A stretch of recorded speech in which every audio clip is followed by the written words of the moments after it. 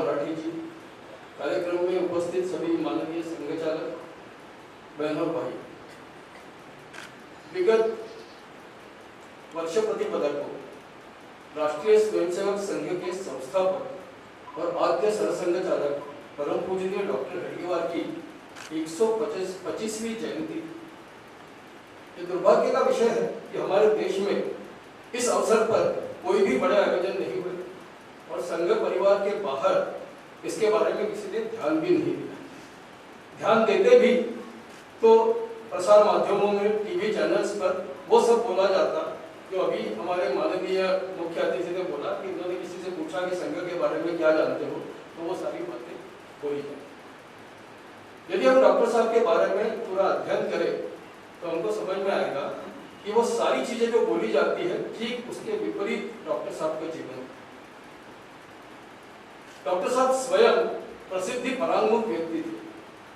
राष्ट्रीय स्वयंसेवक संघ की जब उन्होंने स्थापना की तो उन्होंने कहा कि यह कार्य व्यक्ति निरपेक्ष कार्य है, यहाँ पर व्यक्तियों का कोई महत्व नहीं। एक उदाहरण देता हूं कि 1938 में लाहौर के संघ चालक डॉक्टर धर्मवीर जी ने डॉक्टर हेडगेवार जी को एक पत्र लिखा था और वे चाहते थे कि उनके ससुर और पंजाब के प्रख्यात नेता देवदास स्वरूप भाई परमानंद की जयंती संघ शाखा में मनाने की अनुमति उनको दी जाए। तो डॉक्टर साहब ने बोला था कि मेरे लिए जो परम प्रिय कार्य है, जो मेरे पहले जिन लोगों ने किया या आज भी कर रहे हैं, उन सब के प्रति मेरे मन में अतीव श्रद्धा भाव, लेकिन फिर भी किसी व्यक्ति विशेष की जयंती संघ शाखा में मनाई जाए ये मुझे उचित नहीं लगता और इसलिए ऐसा करने की अनुमति मैं आपको नहीं दे सकता। फिर दूसरी बात ये हुई थी कि जब संघ में गुरु पूजन का दिन आया और ये बोला गया स्वयंसेवकों को कि कल गुरु पूजन होगा, आप लोग कार्यक्रम में आइए और अपने श्रद्धा के अनुसार आपको गुरु दक्षिणा देना है। तो सभी को लगा था कि गुरु पूजन तो डॉक्टर साहब का ही होना है, क्योंकि स्वाभाविक रूप से डॉक्टर हेडगेवार संघ के गुरु है ऐसा सबको लगता था। लेकिन उन्होंने उस समय भी बोला कि मैं नहीं, ये भगवा ध्वज हमारा गुरु हो।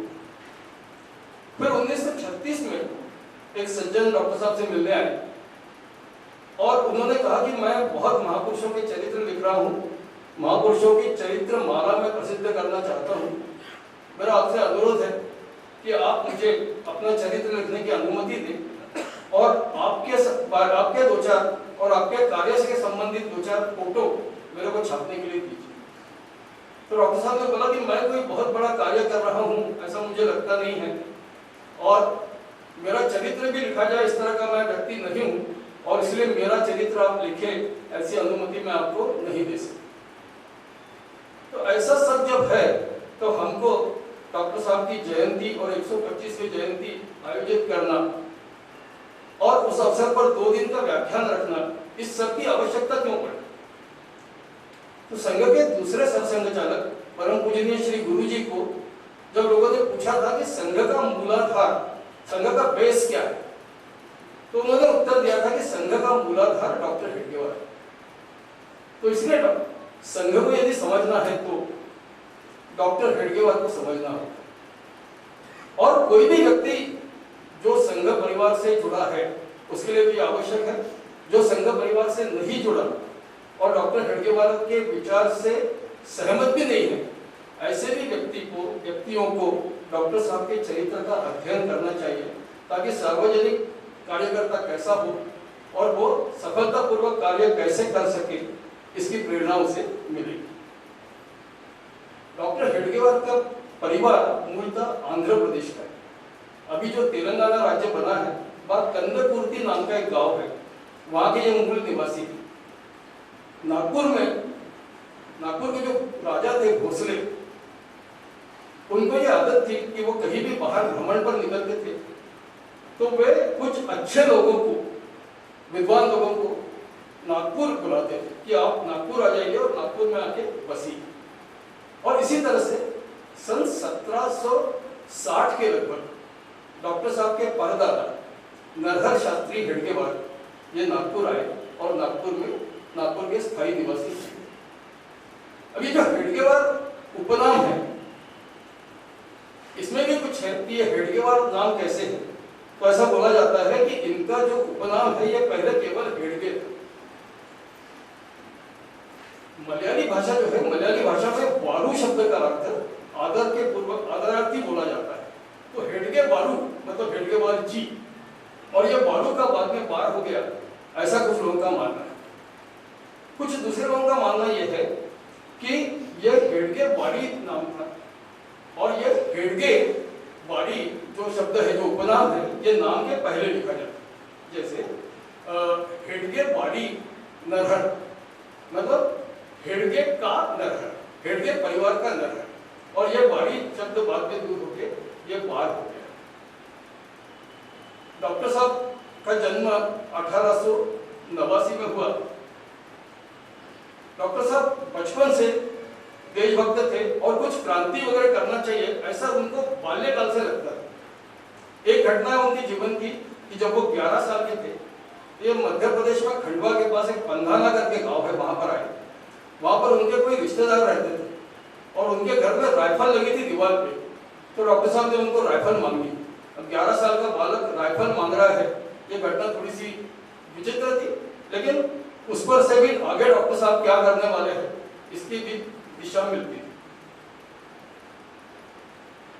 डॉक्टर साहब के साथ एक बड़ी दुर्घटना हुई कि जब वो 14 वर्ष के थे, तब एक ही दिन उनके माता और पिता दोनों का प्लेग से स्वर्गवास हुआ। पुराने समय में ऐसी प्रथा थी कि जो व्यक्ति अंतिम समय आ गया है तो घर के बाहर जो पर्ची थी उस पर्ची में उसको लाके रखा जाता है। तो डॉक्टर साहब के पिता को वैसे ही बाहर लाके रखा गया था, माता जी अंदर थी। लेकिन जब निधन हुआ तो एक ही दिन और एक ही समय इनका निधन हुआ। इसके पश्चात डॉक्टर साहब के बड़े भाई ने उनकी देखभाल की, लेकिन यहाँ पर धर्मवीर डॉक्टर मुंजे डॉक्टर हेडगेवार के अभिभावक के रूप में सामने आए। मैं बहुत संक्षेप में डॉक्टर मुंजे का परिचय कर देता हूँ, क्योंकि डॉक्टर साहब के जीवन में डॉक्टर मुंजे का बहुत प्रभाव था। और मैं भी आज बोलूँगा, कल भी बोलूँगा, तो मेरे भाषण में बार बार डॉक्टर मुंजे का उल्लेख आएगा, क्योंकि डॉक्टर मुंजे के प्रत्येक कार्य में डॉक्टर हेडगेवार भाग लेते थे। और जब डॉक्टर हेडगेवार ने संघ की स्थापना की तो डॉक्टर मुंजे संघ कार्य में भी उनके साथ हो गए। इनका एक दूसरे के साथ पिता पुत्र का संबंध था। तो डॉक्टर मुंजे ने उनको नागपुर के प्रख्यात नील सिटी हाई स्कूल में उनको प्रवेश दिलाया। अब डॉक्टर साहब जब किशोर थे, स्कूल में पढ़ते थे, तब उनका एक बच्चों का एक समूह था और वो इकट्ठे बैठते थे। और उस समय के जो राष्ट्रवादी समाचार पत्र होते थे, विशेषतः केसरी, मराठा या काल नाम का एक मराठी वर्तमान पत्र था, उसका सामूहिक रूप से वाचन करते। और ऐसे समय में उन्होंने विजयदशमी का भी उत्सव मनाया। उस उत्सव में डॉक्टर साहब ने भाषण दिया कि असली असली रावण मारना मतलब क्या। उनका इशारा अंग्रेजों की तरफ। तो इससे समझ में आया कि वो जाज्वल्य देशभक्त व्यक्ति है। फिर उस समय पर अंग्रेज सरकार ने एक परिपत्र जारी किया था जिसको रिस्ले सर्कुलर नाम, कि कोई व्यक्ति यदि सरकार के विरुद्ध कुछ बात बोले, किसी ऐसे प्रभात फेरी वगैरह में भाग ले, तो उनके नाम स्कूल के प्रबंधन को आवश्यक था कि वो शासन को सूचित करे। इस रिस्ले सर्कुलर का विरोध किया गया। और जब स्कूल में पर्यवेक्षक आए, जो स्कूल इंस्पेक्टर जाते थे स्कूल का शाला का निरीक्षण करने के लिए, तो डॉक्टर हेडगेवार ने उनके सामने वंदे मातरम बोल के उनका स्वागत किया और उनको स्कूल से निष्कासित कर दिया गया, रस्टिकेट कर दिया। रस्टिकेशन का अर्थ ये था कि उनको किसी भी सरकारी या सरकारी मान्यता प्राप्त विद्यालय में प्रवेश नहीं मिले। तो फिर एक बात आई, तो डॉक्टर मुंजे ने फिर उनको पत्र दिया और यवतमाल में तपस्वी परांजपे थे, तो तपस्वी परांजपे के विद्यालय में उन्होंने प्रवेश किया।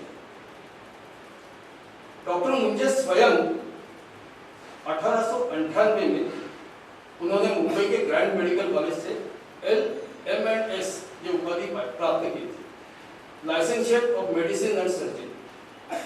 डॉक्टर मुंजे स्वयं नेत्र रोग तज्ञ थे, विशेषज्ञ थे और ऑफ्थेल्मिक सर्जन थे। मुंबई नगर पालिका ने उनको मेडिकल ऑफिसर का पद उनको प्रस्तावित किया था कि आप आइए और मुंबई नगर पालिका के मेडिकल ऑफिसर करके काम कीजिए। बहुत अच्छा करियर डॉक्टर मुंजे के सामने था, लेकिन डॉक्टर मुंजे को सेना में बहुत अधिक रुचि थी, इसलिए उन्होंने किंग कमीशन प्राप्त करके बोर युद्ध में भाग लेने के लिए वो दक्षिण अफ्रीका चले। वहां से जब लौट के आए तो वो समाज नीति, राजनीति और क्रांतिकारी इन सब चीजों में व्यस्त हो गए। डॉक्टर मुंजे ने मोती बिंदु की शल्य क्रिया की अपनी पद्धति विकसित की थी, लेकिन उसका वो कुछ पेटेंट वगैरह करा नहीं पाए, क्योंकि उसके लिए उनके पास बाद में समय नहीं था और उन्होंने इन सब चीजों की चिंता नहीं। डॉक्टर मुंजे ने अपनी संपत्ति बेच के एक हवाई जहाज खरीदा था और एक हिंदू लड़के को बोला कि तुम इस हवाई जहाज से विश्व का भ्रमण करके आ जाओ। उद्देश्य यह था कि हिंदू युवकों में पायलट बनने की इच्छा जागृत होनी चाहिए। तो इस तरह का व्यक्ति डॉक्टर हेडगेवार का अभिभावक बना, उनको यवतमाल के विद्यालय में भेजा। लेकिन यवतमाल का जो तपस्वी बाबा साहेब परांजपे का विद्यालय था वो भी राष्ट्रीय विद्यालय था, सरकार का कोप भजन का शिकार हो गया और इस कारण से वो विद्यालय ही बंद पड़ गया। फिर आगे अड़चन आई तो डॉक्टर साहब ने बंगाल के नेशनल काउंसिल ऑफ एजुकेशन से शालांत परीक्षा उत्तीर्ण। अब शालांत परीक्षा के बाद क्या करना, ये प्रश्न आया। डॉक्टर साहब का प्रारंभ से ये निश्चय था कि मैं नौकरी व्यवसाय नहीं करूंगा, शादी भी नहीं करूंगा, मुझे देश के लिए ही काम करना है। लेकिन उनका कहना था कि देश के लिए जो काम करेगा उसका कुछ तो भी सोशल स्टेटस होना चाहिए। डॉक्टर साहब ने स्टेटस शब्द का ही उपयोग किया था कि सामाजिक कार्यकर्ता का स्टेटस होना चाहिए। ऐसा आलतू फालतू आदमी को जाके सामाजिक कार्य करे वो बात बनती नहीं। तो स्टेटस चाहिए, तो डॉक्टर बनने से स्टेटस मिलता है, वकील बनने से स्टेटस मिलता है। उनके जो मार्गदर्शक थे, प्रेरक थे, डॉक्टर मुंजे वो स्वयं डॉक्टर थे, तो उन्होंने भी सोचा कि चलो मैं भी मेडिकल कॉलेज जाता हूँ, पढ़ाई करता हूँ। डॉक्टर मुंजे ने उनको फिर पत्र दिया और नागपुर के श्रीमंत बूटी परिवार से डॉक्टर हेडगेवार को आर्थिक सहायता दी। फिर डॉक्टर साहब कलकत्ता गए और नेशनल मेडिकल कॉलेज से 1914 में उन्होंने भी LMS ये उपाधि प्राप्त। उसके बाद एक वर्ष उनको जैसा होता है इंटर्नशिप करनी थी, वो उन्होंने की और उसके बाद भी वो एक वर्ष कलकत्ता में ही। कलकत्ता में रहने के लिए भी एक बात थी कि कलकत्ता जाके वो क्रांति कार्य में मग्न हो गए। सशस्त्र क्रांतिकारों के साथ उनका संबंध था। जैसे वीर सावरकर लंदन गए थे, कहने के लिए तो बैरिस्टरी करने गए थे, लेकिन असली उद्देश्य उनका लंदन में जाकर ही ब्रिटिशों को ललकारना, ये उनका उद्देश्य था। डॉक्टर साहब का भी उद्देश्य यही था कि कलकत्ता जाके क्रांति कार्य करना है। आप सबको मालूम है कि क्रांतिकारियों की एक संगठन थी, अनुशीलन समिति उसको। तो डॉक्टर हेडगेवार कलकत्ता जाके अनुशीलन समिति के सदस्य बने और उन्होंने वहां पर बहुत कुछ काम किया। इस बीच क्या हुआ था कि जब डॉक्टर साहब 15-16 वर्ष के थे तो डॉक्टर मुंजे ने अपने घर में कुछ शालेय छात्रों को बुलाया था और उन सबको बम बनाने का प्रशिक्षण दिया। तो डॉक्टर हेडगेवार भी 16 साल की आयु में बम बनाना सीख गए। फिर रामपायली के पास मध्य प्रदेश में एक बम फटा और उसके संबंध में डॉक्टर साहब से पूछताछ की गई। अभियोग नहीं चला, कोई उनके ऊपर आरोप नहीं लगाया गया, आरोप सिद्ध भी नहीं हुआ, लेकिन गुप्तचरों ने उनसे पूछताछ की। और ये जो गुप्तचरों ने उनसे पूछताछ की थी और गुप्तचर उनके पीछे पड़े थे, ये वो 16 साल के थे तब से जो चालू हुआ और वो उनके आखिरी समय तक गुप्तचर उनके पीछे पीछे चले। एक संत के बारे में ऐसा बोला गया कि संत के आश्रम में चोरी हुई और आश्रम के लोगों ने उस चोर को पकड़ा रहा और सुबह सुबह महाराज के सामने उसको प्रस्तुत कर दिया। तो महाराज ने जैसे ही चोर को देखा उसको पूछा, भाई तुम्हारा जलपान वगैरह हो गया कि नहीं, चाय नाश्ता वगैरह हुआ कि नहीं तुम्हारा? आश्रम वासियों को समझ में नहीं आया कि क्या हो रहा है। तो ये पीछे से चिल्लाया कि बापू आज चोर छे, ये चोर है।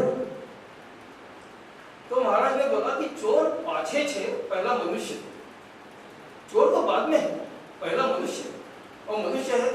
नाश्ते की तो पूछताछ होनी चाहिए, बाकी उसने अपराध किया है तो उसने सजा दे। ऐसा ही प्रसंग, और जो महाराज इस कथा में जो जैसे दयालु है वैसे ही डॉक्टर हेडगेवार दयालु थे। 1940 में जब उनका स्वास्थ्य खराब हो गया था तो उनको बिहार में पटना जिले में राजगृह नाम की एक जगह है, वहां पर रखा गया था। तो वे चले नागपुर से जबलपुर आए, जबलपुर में मेल पकड़ी और मेल से गया होते हुए वो वहां पर गए।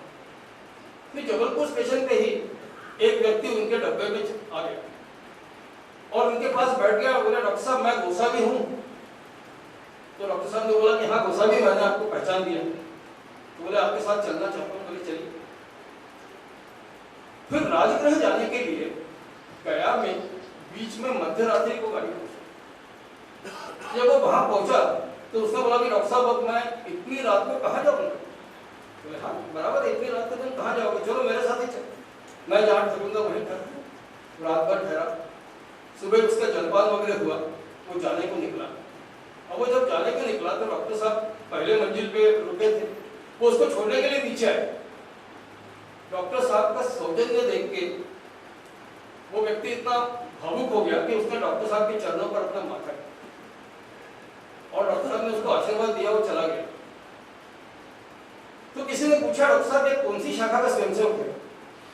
तो डॉक्टर साहब ने बोला कि नहीं ये सीआईडी है, ये सीआईडी। लेकिन सीआईडी है तो भी उसकी सारी व्यवस्था की रात को बेचारा कहाँ जाएगा? सीआईडी पाछे छे पहला मनुष्य। तो इतने दयालु व्यक्ति डॉक्टर साहब थे, उनकी छवि ये पता नहीं बाहर कैसी है, लेकिन अंदर से डॉक्टर साहब इस तरह से थे। इसलिए मैं ये आपको ये उदाहरण। फिर डॉक्टर साहब के इंटर्नशिप के बाद भी वो 1 साल कलकत्ता रुके थे, क्योंकि उनका क्रांति कार्य चल रहा। ये जो क्रांति कार्य था ये बहुत गुप्त था, इसके बारे में डॉक्टर साहब ने कभी किसी से किसी तरह की कोई बात नहीं की। मेरे पिताजी को यह सौभाग्य प्राप्त था कि 1927 से 1937 तक वे रोज डॉक्टर साहब के साथ रहते थे, 10 वर्ष तक, जब तक डॉक्टर साहब ने उनको रावलपिंडी में प्रचारक करके नहीं दिया। मैंने पिताजी से पूछा था तो पिताजी ने बोला कि नहीं डॉक्टर साहब इस विषय पर किसी से भी कोई बात नहीं। दूसरी एक बात हुई कि 1936 में नागपुर के पुलिस थाने में आग लग गई और उसमें डॉक्टर साहब से संबंधित जो क्रांतिकारी होने के नाते जो संबंधित फाइल थी वो फाइल जल के नष्ट हो गई। उसका नाम ये मिला था कि डॉक्टर साहब किसी अभियोग में नहीं फंसे, उनको कोई सजा वगैरह नहीं हुई। लेकिन नुकसान ये हुआ कि जब इतिहास की बात करते हैं, हम अध्ययन करते हैं, तो जो बहुत महत्वपूर्ण दस्तावेज थे वो आज उपलब्ध नहीं। 1916 के लगभग डॉक्टर साहब वापस नागपुर पहुंचे। नागपुर आने के बाद नागपुर में डॉक्टर मुंजे का एक ग्रुप था। डॉक्टर मुंजे के घर में नागपुर के प्रतिष्ठित लोगों की रोज शाम को अनौपचारिक बैठक बातचीत होती थी, हास्य विनोद होता था। मराठी में उसको काव्य शास्त्र विनोद बोलते थे। अपने अनेक विभिन्न विषयों पर यह चर्चा करते थे। और डॉक्टर मुंजे के साथ उसमें 16 अन्य लोग थे। कुल 17 लोग को हुआ करते थे और वो जो 16 लोग थे उनको 16 सर्कल बोला जाता। और नागपुर के सारे प्रतिष्ठित 16 लोग वहां पर थे। ये आजकल जैसे रॉयल्स क्लब, रोटरी क्लब वगैरह होता है, इस टाइप के लोग थे कि सारे प्रतिष्ठित लोग थे। उनके वैचारिक मतभेद भी थे, उनकी आपस में गपशप होती थी, बातचीत होती थी और कभी कभी बहस होती थी, वाद विवाद होते थे, झगड़ा भी होता था, लेकिन एक दूसरे के प्रति वो सब आदर भाव रखते थे और इसलिए दूसरे दिन फिर उस अड्डे पे पहुंच जाते। तो डॉक्टर हेडगेवार को भी वो 16 सर्कल में एक स्थान प्राप्त हुआ। डॉक्टर साहब 1916 में पुणे जाकर गायकवाड़ वाड़ा में उन्होंने लोकमान्य तिलक जी से भेंट, क्योंकि डॉक्टर मुंजे जो थे वो कांग्रेस में हो गए थे और लोकमान्य तिलक के अनुयायी थे। और तिलक जी का जो बहुत सारा कार्य मध्य प्रांत में, विदर्भ में और कलकत्ता तक फैलाने का काम डॉक्टर मुंजे ने किया। तो डॉक्टर हेडगेवार लोकमान्य तिलक से मिले। उनकी एक विशेषता थी कि वो जब मिलते थे तो बहुत अच्छे से मिलते थे। गायकवाड़ वाड़ा में डॉक्टर साहब 2 दिन रुके, 2 दिन, और 2-3 सत्रों में उनकी लोकमान्य तिलक से बातचीत हुई, वो कांग्रेस में शामिल हो गए। आपको मालूम है होम रूल लीग कांग्रेस के अंतर्गत काम करती है, तो डॉक्टर हेडगेवार प्रकट रूप से होम रूल लीग का काम करते थे।